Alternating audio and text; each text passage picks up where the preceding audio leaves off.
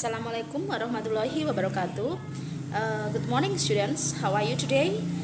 Today, I hope that we are in a good shape. Okay, today we will learn the materials about simple present tense. Hari ini kita akan mempelajari materi tentang simple present tense. Simple present tense is the tenses that is talked about the activity that happens at the present. Kalimat yang menunjukkan peristiwa atau kegiatan yang terjadi pada saat sekarang. And we will discuss the kinds of the sentence in present tense. Dan kita akan menjelaskan tentang jenis-jenis kalimat dalam bahasa Inggris pada kalimat present tense. Okay, students, are you ready? Okay, anak-anak, apakah kalian siap? Yes, good. Okay, next we will see the next discussion. Kita akan melanjutkan ke diskusi berikutnya. Kinds of sentences. Ada jenis kalimat dalam present tense secara mendasar. Ada dua. The first one is verbal sentences. Yang pertama adalah kalimat verbal. The second one is nominal sentences atau kalimat nominal. On these materials, pada materi kali ini, we just focus on nominal sentences. Kita hanya fokus pada kalimat nominal. Okay, next. Nominal sentences. Jadi kalimat nominal itu adalah kalimat yang terdiri selain kata kerja atau disebut non-verb. Kemudian terdiri dari apa saja? The first one is kata sifat atau adjectives. Kata sifat atau adjective di sini adalah kata yang menunjukkan keadaan. Contoh, she is sad. Dia sedih. Jadi sad di sini menunjukkan keadaan. Sedih. Berikutnya, menunjukkan sifat seseorang. Contoh, kind, baik. He is very kind. Dia sangat baik. Kemudian berikutnya clean. Clean di sini juga menunjukkan keadaan bersih. Jadi kata sifat, saya ulangi, menunjukkan sifat atau suatu keadaan. Kemudian berikutnya ada kata benda atau noun. Kata benda di sini adalah kata yang menunjukkan sesuatu benda mati atau hidup. Contoh benda mati, table, meja. School, sekolah. Hospital, menunjukkan tempat, rumah sakit. Ini juga termasuk kata benda. Sedangkan untuk kata benda hidup, contohnya the cat, kucing. The flower, bunga, dan seterusnya. Kemudian kata keterangan atau adverb. Di sini ada contohnya in the morning. In the morning masuk dalam adverb of time atau kata keterangan waktu yang menunjukkan pada pagi hari. Kemudian berikutnya ada at the market.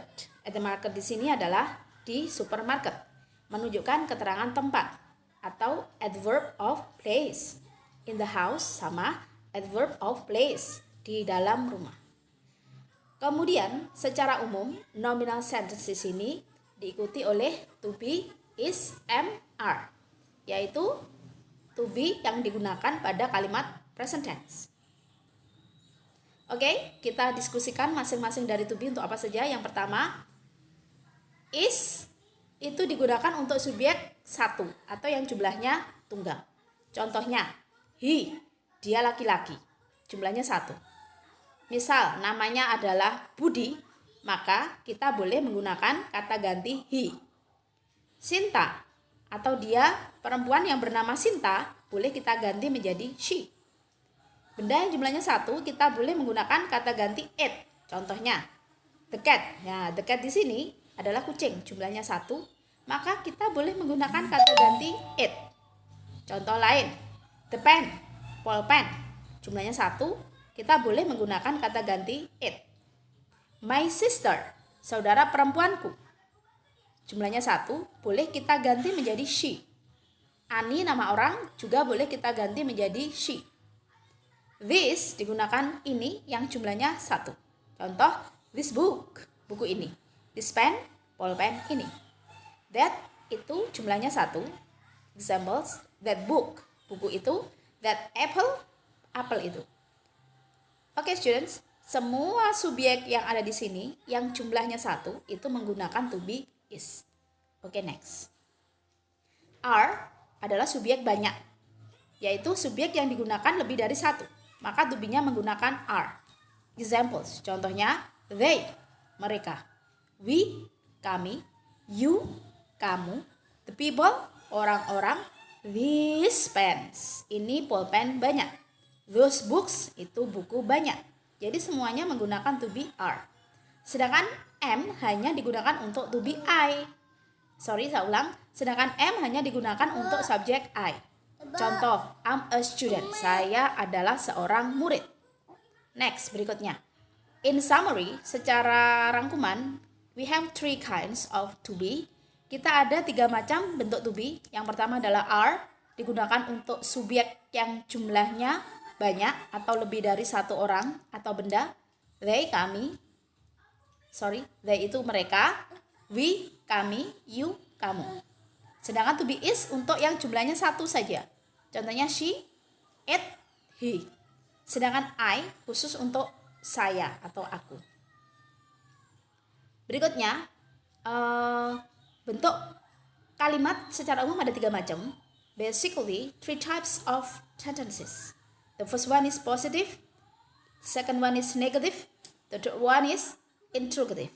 Jadi secara mendasar kalimat itu ada 3 macam. Yang pertama adalah kalimat positif, kedua adalah negatif, dan ketiga adalah interrogative atau tanya. Sekarang kita diskusikan untuk bentuk positif dulu. Rumusnya adalah they, we, you, kemudian I, she, it, he. Yang di depan ini semuanya berfungsi sebagai subjek. Kemudian to be-nya diikuti oleh are, am, dan is. Kemudian diikuti oleh noun, adjective, adverb. Noun itu kata benda, adjective kata sifat, adverb kata keterangan. Example, she is a nurse. Dia adalah seorang perawat. She sebagai subjek, is sama to be is, a nurse adalah kata benda atau noun. Next, negatif, bentuk negatif. Bentuk negatifnya menjadi they, we, you, I, she, it, he. Yang di depan ini posisinya sebagai subjek, diikuti oleh to be are, kemudian am, is, diikuti oleh not, kemudian diikuti oleh noun, adjective, adverb. Examples, she is not a nurse. Dia bukanlah seorang perawat. Untuk membuat kalimat negatif, caranya adalah letakkan not setelah to be is. Jadi letaknya not itu adalah setelah to be is. She is not a nurse. Dia bukanlah seorang perawat. Maka she berfungsi sebagai subjek. Kemudian is diikuti oleh not. Kemudian a nurse itu adalah sebagai noun atau kata benda. Next, interrogative atau yang bertanya. Rumusnya adalah to be letakkan di depan sendiri. Are, am, is. Kemudian diikuti oleh subjek yaitu they, we, you, atau I, she, it, he. Kemudian diikuti oleh noun, adjective, adverb. Jadi saya ulangi, to be, is, am, are yang ada di depan kalimat berakhiran dengan tanda tanya, maka itu diartikan apakah? Contohnya, is she a nurse? Apakah dia seorang perawat? Is yang ada di depan ini artinya apakah? Kenapa? Karena belakangnya ada tanda tanya. Jadi is sebagai is atau to be, she sebagai subjek, nurse adalah noun. Jawabannya ada 2. Ya, yes she is. Tidak, no she is not. Okay, next. We will have another examples. Look at the picture. Lihat gambar. The cat is very cute. Kucingnya sangat imut.